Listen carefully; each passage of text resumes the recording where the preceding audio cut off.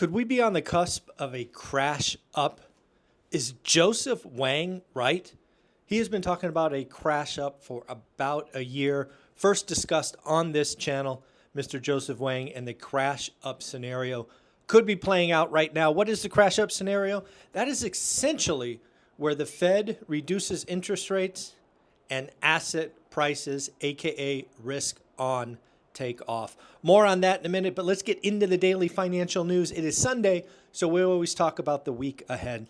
First off, on Monday, we will have durable goods, plus one Fed speech. Folks, these Fed speeches in the next 7 days are important because we are going to get a look ahead to any dissenting votes. Jerome Powell on Friday basically teed up a September rate cut. The market wants 50. We're going to start to hear from Fed presidents. Is any Fed president going to stand up and say, you know what? Not yet. Or better yet, September is not guaranteed. You saw interest rates fall pretty substantially on Friday. Mortgage rates are once again below 6.5%. Could we go below 6 by the end of the year? I think this week is important. What are the Fed presidents saying? Again, we get the first of many speeches on Monday. Tuesday, we will get Case-Shiller. What is going on with home prices? Yes, they are undoubtedly up. Yes, they are likely at a record. But always remember with Case-Shiller, frankly, the data is old. We are just about in September, and Case-Shiller will be reporting for June. An important number will come out Tuesday called consumer confidence. What is the consumer feeling? How confident are they? Remember, though, consumer confidence versus retail sales, you may feel not confident. But again, retail sales, I think last week was up 1% in a shocking number. Wednesday, we will have yet another Fed speech. Again, are they pushing back or are they falling in line? Will any of the Fed presidents talking about starting with a 50? Will they talk about pausing? I don't know. It's going to get interesting. On Thursday, we will, of course, get weekly unemployment claims. This is an important number. This is an important number. Are we still in the low 230s? Or are we heading back up in the 240s, or heaven forbid, 250,000 new unemployment claims? Thursday, we also get pending home sales. What is going on in the real estate market? Again, are we still at depression level transactions? I think so. Remember last month, don't know if you saw this, but roughly 13% of all pending contracts were canceled for one reason or another. That I believe was a record high. And again, on Thursday, we will get a Fed speech. And then the big number of the week, our third and final inflation reading. Remember, we get CPI and PPI early in the month. At the end of the month, we get PCE, personal consumption expenditure, the Fed's favorite gauge. We always talk about four numbers. We talk about headline and core, year on year, month on month. So what are the expectations? Headline, 2.5%. Month on month, 0.2%. What about core? Core is expected to be 2.7 with a month on month of 2.2. Core is interesting, folks. If you go back and look at the charts, last reading of core, 2.6.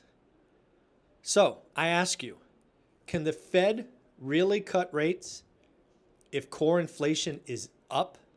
I'll say that again. If inflation is up, can the Fed truly cut in September? Friday's number will be important. Let's talk about risk on. Remember Joseph Wang's crash up scenario? I think it is in full effect. We had Bitcoin rip 4,000 on Friday, or 6%. We had mortgage rates go down below 6.5. Will mortgage rates continue to fall to sub 6 by the end of the year? I think it is possible. The real question with mortgage rates is the refi boom reignited? Again, we had mortgage applications last week disappoint, but will they continue and go higher? Right. Again, watch the refi boom. Is it reignited? Plus purchase applications. Is there a rate in the low 6s where demand picks up? I don't think so, because again, we have this nasty election ahead of us. And I hear from more and more people, we are simply going to wait until after the election. Folks, I don't know if you can hear that they're doing some tests here on the ship. Ooh, that's an annoying sound. I'm not sure if you can hear it. Oh, maybe you can hear it a little bit. We'll just keep going. One of the things I want to talk about is this interest rate cut. Will it ignite a repeat of 1981. Folks, if you remember and you look at the inflation charts, we have Arthur Burns and Jerome Powell, or I'm sorry, Arthur Burns and drawing a blank. Why am I drawing a blank? I'm getting distracted by all of this noise around me. Anyways, are we going to repeat and Jerome Powell will become Arthur Burns in that he cut rates too soon? And because he cut rates too soon, we had to get Paul Volcker. That's the name I'm looking for. Because he cut rates, inflation took off again. It was worse, and Paul Volcker had to come in and frankly say that is enough.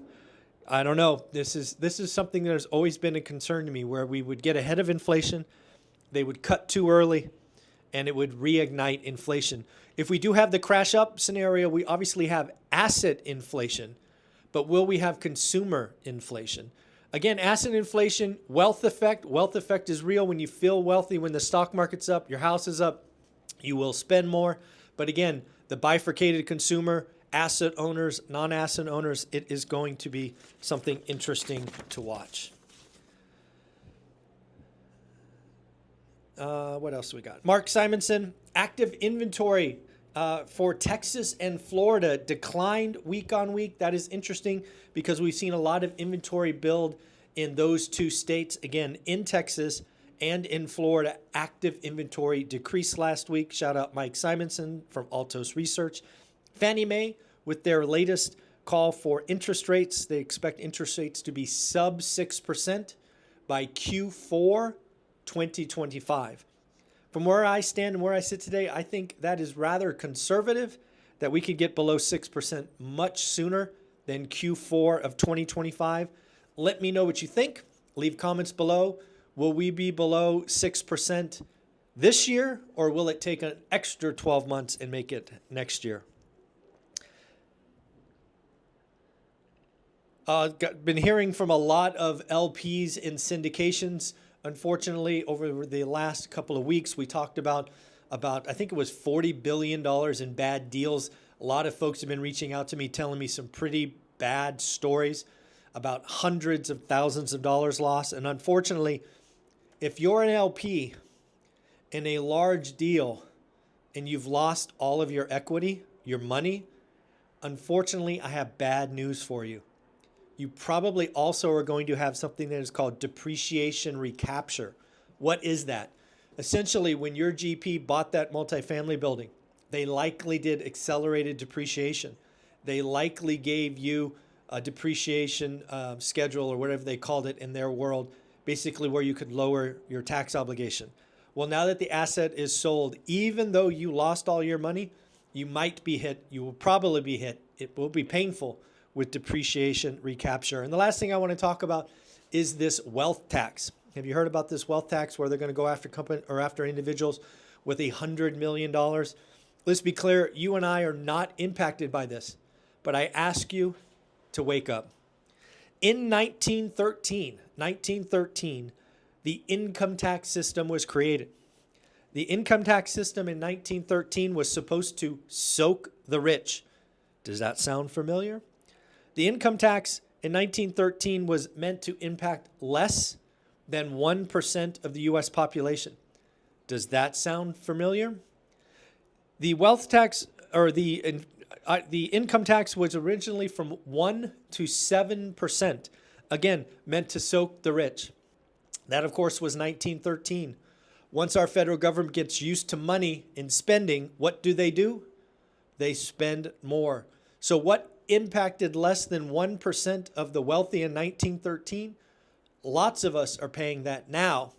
Probably 50, 60% of us, we're all paying more than 1% in income tax. So if you think the wealth tax doesn't impact you, you are kidding yourself. You are a fool. If the wealth tax gets approved, you can expect them to go from 100 million to 50 million to 10 million to 1 million to 100 grand to zero.